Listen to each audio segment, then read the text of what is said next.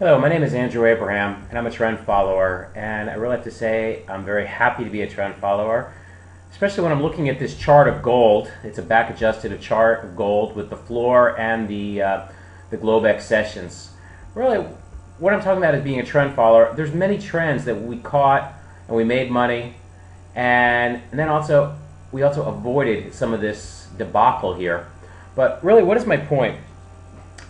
There's many gold bugs out there that love gold for the sake of loving gold, or fundamental reasons. They come up with a myriad of reasons of why you want to own gold. They're talking about the debt in Europe and inflation and whatever the scenario is.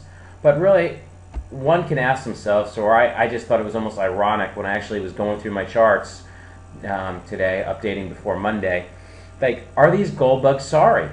Because really, if they had bought here in the 1900 range, we're pushing 1600. I mean, we can be going down further.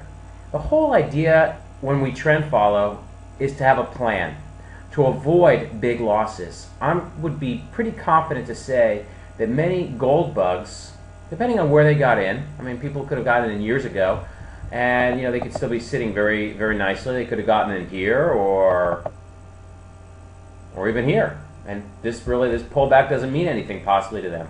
But the greater fact is, you need to trade with a plan. If you don't trade with a plan, you open yourself up for losses. Everyone has an opinion. There were all of those that were claiming gold was going to 2,000, 5,000, 3,000, you name the number.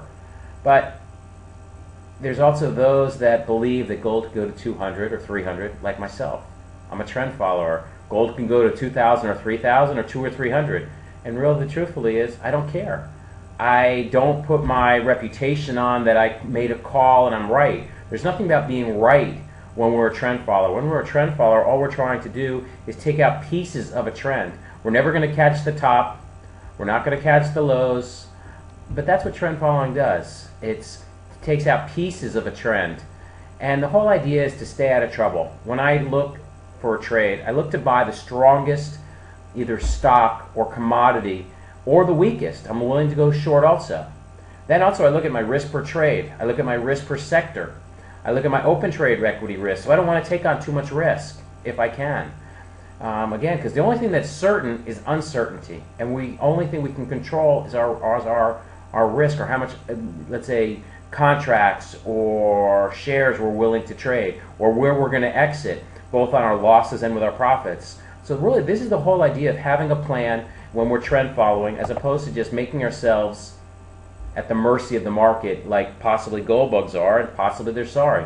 I'm going to be teaching a course on trend following. I'm going to have a manual. I'll have phone support. I'll have email support, plus also webinars.